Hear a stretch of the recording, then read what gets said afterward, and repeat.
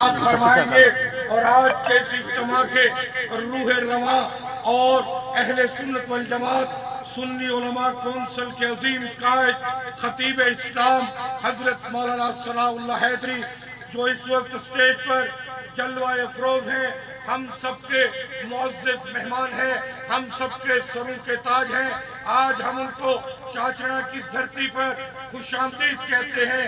جمعیت علماء اسلام کی طرف سے میرے بھائیو دوستو، آج کی یہ کانفرنس الحمدللہ اس بستی مہرہ کے عظیم نوجوان جو دین کے خادم ہیں، جو اسلام کے خادم ہیں، جو قرآن کے خادم ہیں، جو مدارس کے خادم ہیں، جو شریعت اسلامیہ کے لیے، نفاذ اسلام کے لیے، رب کی دھرتی پر رب کے نظام کے لیے جدوجہد کر رہے ہیں۔ جمعیت علماء اسلام کے رہنما قاری محمد بلال مدنی صاحب، قاری عبدالغفار صاحب، قاری محمد عرفان صاحب، قاری محمد سلیم صاحب، میں ان کو سلام عقیدت خراج تحسین پیش کرتا ہوں کہ جناب والا اس گئے گزرے دور میں، اس فتنوں کے دور میں آج الحمدللہ انہوں نے ختم نبوت کانفرنس کا انعقاد کیا۔ آپ اسٹیج پر دیکھ رہے ہیں علماء دیوبند کی تمام جماعتوں کے قائدین تشریف فرما ہیں۔ میں ان نوجوانوں کو سلام عقیدت اور خراج تحسین پیش کرتا ہوں۔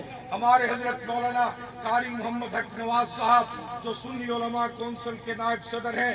میرے بھائیو دوستو، علماء دیوبند کے فرزندان قائد جمعیت مولانا سمیع الحق شہید کا یہی سبق تھا کہ دیوبندیوں اپنی صفوں میں اتحاد پیدا کرو۔ اس نے ہمیشہ اتحاد اتفاق کی بات کی، شریعت اسلامیہ کی بات کی، نفاذ اسلام کی بات کی، جہاد کی بات کی، اسلام کی بات کی، پاکستان کے تحفظ کی بات کی اور پاکستان کے سرحدات کی بات کی۔ شہید ناموس رسالت مولانا سمیع الحق سمیع الحق جو کہ حافظ الحدیث والقرآن مولانا عبداللہ درخواستی نور اللہ مرکزہ کے حقیقی وارث و جانشین تھے، جنہوں نے ان کے نقش قدم پر چل کر پاکستان کے کونے کونے میں نفاذ اسلام کی بات کی، شریعت کی بات کی، قرآن و سنت کی بالادستی کی بات کی۔ میرے بھائیو دوستو، ہمیں چاہیے علماء دیوبند کے فرزندان، میں ایک ادنا سا خادم ہوں علماء دیوبند کا، ہمیں چاہیے کہ ہم اپنی صفوں میں اتحاد و اتفاق پیدا کریں۔ ہمیں چاہیے کہ ہم جوڑ پیدا کریں، ہم یکجان ہو جائیں، ہم ایک ہو جائیں۔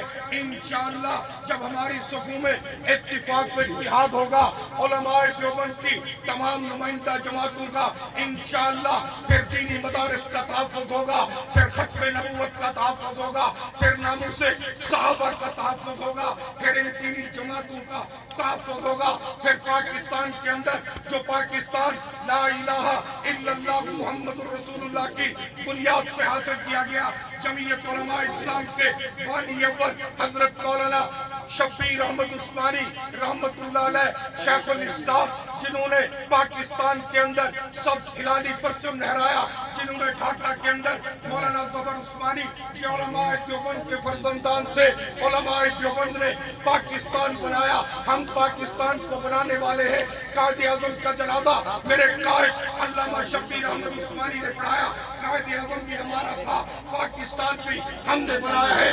انشاءاللہ تعالی جمعیت علماء اسلام جو پاکستان کی سب سے بڑی مذہبی جماعت ہے، آج شہید ناموس رسالت، شہید شریعت اسلامیہ مولانا حامد الحق حقانی کو شہید کیا گیا، جو ختم نبوت کے لیے، ناموس صحابہ کے لیے، مدارس کے تحفظ کے لیے جس نے جان دے دی۔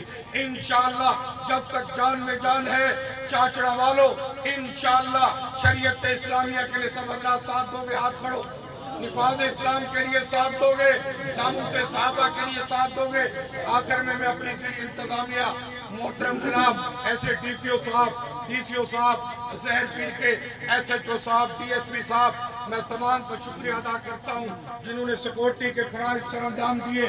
الحمدللہ آج کی یہ ختم نبوت جمعیت علماء اسلام نے ہمیشہ اپنے اداروں کا، ریاستی اداروں کا ساتھ دیا۔ آج بھی ہم دہشت گردی کی جنگ میں پاک فوج کے ساتھ ہیں، سیکورٹی اداروں کے ساتھ ہیں۔ ہم شہدائے پاک فوج کو جو اس وقت بلوچستان کے سنگریز پہاڑوں کے اندر اور خیبر پختونخوا کے جناب والا ان گلیشیر کے پہاڑوں میں اور تھر کے ریگستان میں فوج کے نوجوان پاکستان کی سرحدات کا تحفظ کر رہے ہیں. میں پاک فوج کو آج کے اجتماع میں جمعیت علماء اسلام کے پلیٹ فارم سے سلام عقیدت خراج تحسین پیش کرتا ہوں اور شہدائے پاک فوج اور سیکورٹی داروں کو. آج پاکستان ہے تو مدارس ہے, آج پاکستان ہے تو پیر اور مولوی ہے, آج اگر پاکستان ہے تو سب کچھ ہے. تو میرے بھائیو دوستو, ہمیں اپنے دینی اداروں کا انشاءاللہ ساتھ دیں گے نا انشاءاللہ. پاک فوج, شہدائے پاک فوج, نعرہ تکبیر.